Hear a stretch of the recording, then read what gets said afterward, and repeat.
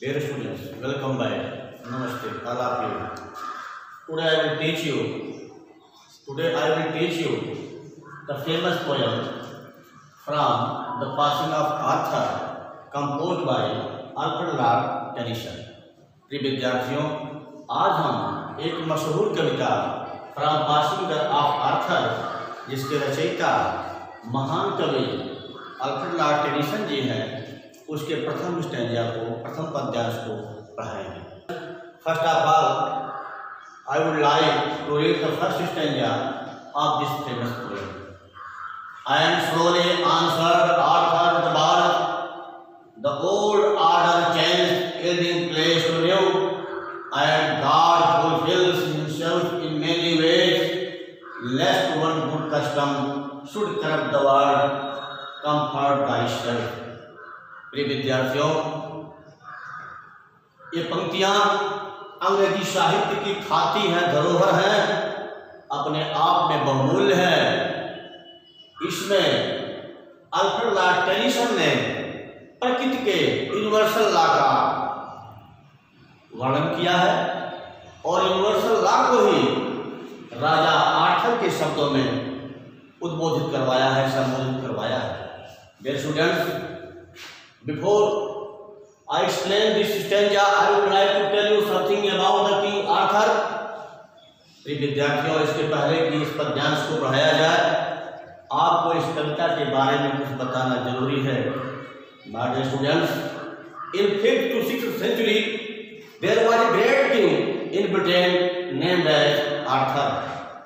5वीं और 6वीं सदी के मध्य ब्रिटेन में एक मशहूर राजा था जिसका नाम आर्थर था। He was very kind and brave person. वो बहुत ही उदार और बहादुर भी था। He formed a council of brave soldiers and brave commanders named them Round Table. उसने अपने देश के बहादुर सेनापतियों और सैनिकों की एक परिषद बनाई, उस परिषद का नाम राउंड टेबल दिया। विद्यार्थियों, king Arthur formed a council named as round table of brave soldiers including his brave commanders to give punishment to evils and victims. दोषियों को दंड देने के लिए, दुष्टों को दंडित करने के लिए राजा आर्थर ने अपने बहादुर सैनिकों और सरदारों को, नाइटहुड्स सरदारों को लेकर के एक काउंसिल बनाई, उसको राउंड टेबल नाम दिया। और इस प्रकार उसने ब्रिटेन में गरीबों की, दुखियों की, कमजोरों की मदद किया और अत्याचारियों का उन्मूलन किया, उनको दंड दिया। Once upon a time in a battle, एक बार युद्ध में the king won the battle, won the war, but was wounded. एक युद्ध में राजा आर्थर युद्ध तो जीत गया, लेकिन बुरी तरीके से घायल हो गया।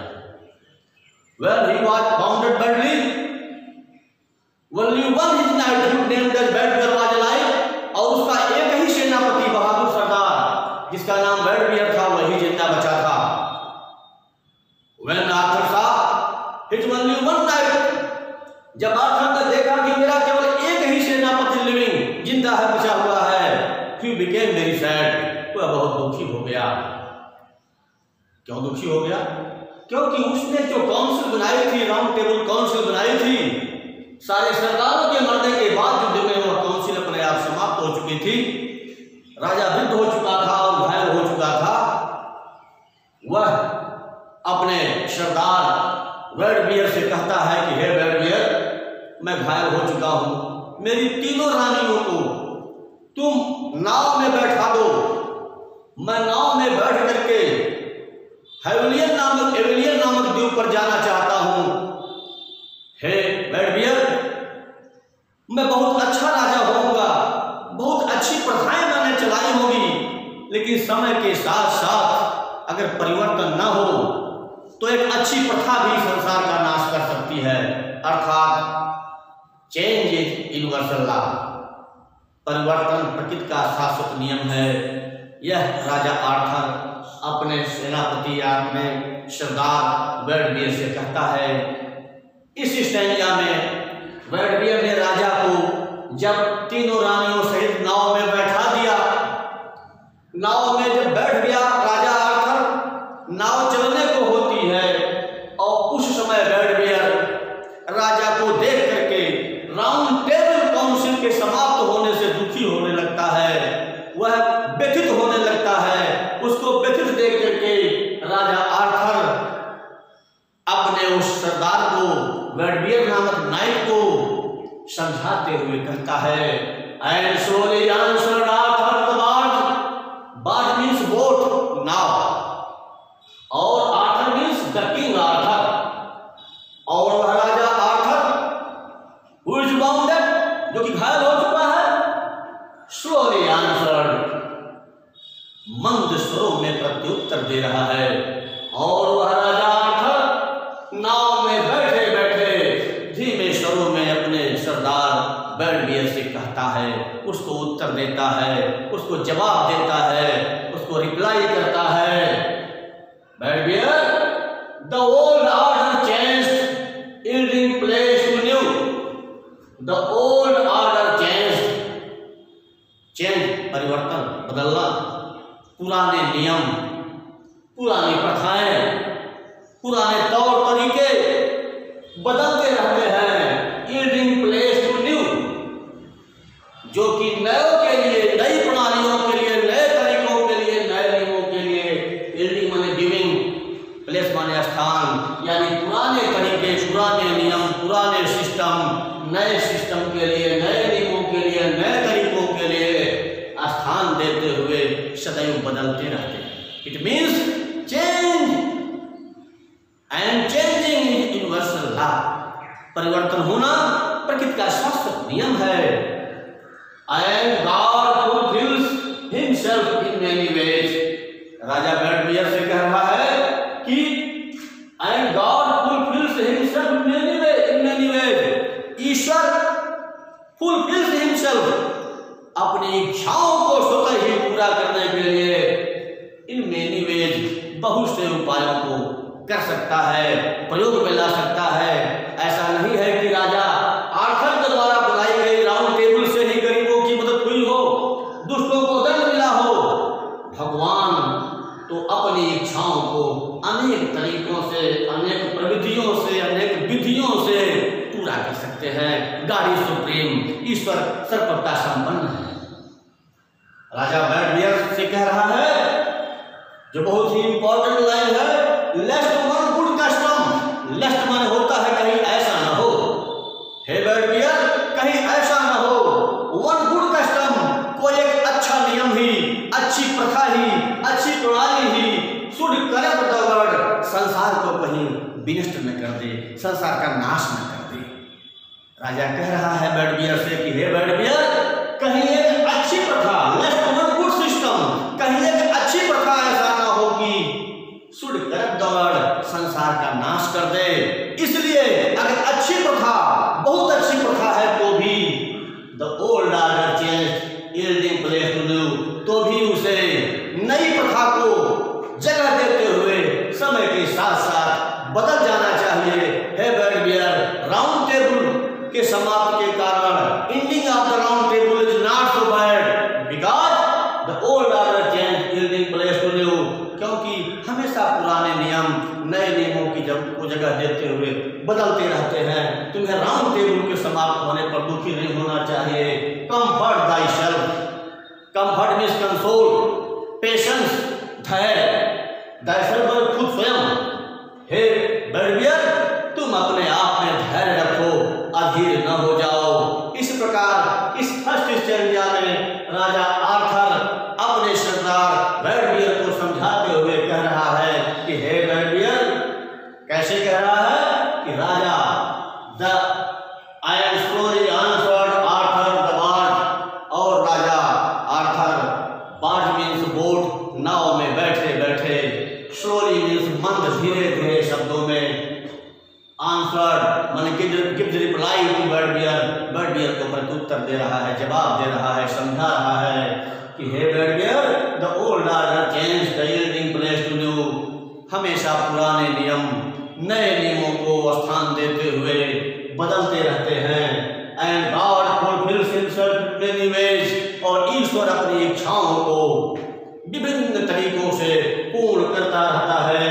लेस्ट one good custom should corrupt the world, कहीं ऐसा ना हो कि एक अच्छी प्रथा से भी संसार का नाश हो जाए। इसलिए तुम्हें राउंड टेबल के समाप्त होने से भी अधीर नहीं होना चाहिए।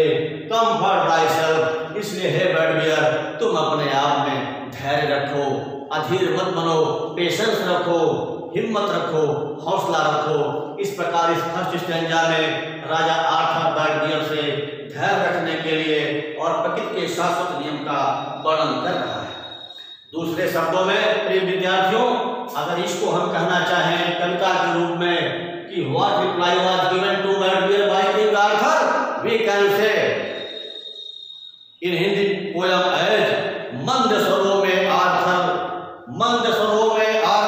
बोला बैठे नाव, प्रथा पुरानी की जगह नई बनाती ठाव। ईश्वर इच्छा पूर्ति हित करता विविध उपाय, and God fulfils himself in many ways. ईश्वर इच्छा पूर्ति हित करता विविध उपाय, कहीं न अच्छी रीत से नष्ट हो दुनिया भाई। Lest one good custom should corrupt the world, comfort thyself, हिम्मत अपने आप में रखो हमारे वीर, कहा हमारे पास कुछ बन मत अधिक अधीर।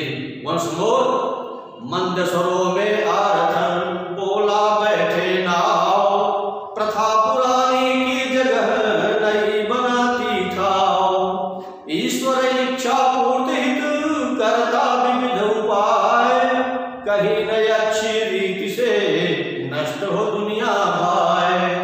हिम्मत अपने आप में रखो हमारे वीर, कहा हमारे पास कुछ बल मत अधिक अधीर। डियर स्टूडेंट्स, आई होप यह कविता और इसका भाव आपके समझ में आ गया होगा। Now I would like to explain this stanza in English. As you know, this stanza is very important stanza of our syllabus. As a reference, you should write in your examination these lines. जब आप बहुवचन का प्रयोग करते हैं तो have का प्रयोग होता है, और जब एक वचन का प्रयोग करते हैं तो हैज का प्रयोग होता है। जब आप लाइन्स लिखेंगे तो वहाँ हैव का हैव बीन हो जाएगा, और जब स्टैंजा लिखेंगे तो हैज बीन हो जाएगा। These lines have been taken, or this stanza has been taken from the famous poem The Passing of Arthur, composed by Alfred Lord Tennyson. इसके बाद आपको कॉन्टेक्स्ट मीन्स हिंदी में प्रसंग लिखना होता है, तो आपको प्रसंग में यह लिखना चाहिए कि इसके पहले की स्टोरी क्या है। You should write in the context of this stanza that king Arthur had formed a council of his knights named as Round Table. Once in a battle, he was wounded badly, and there was only one his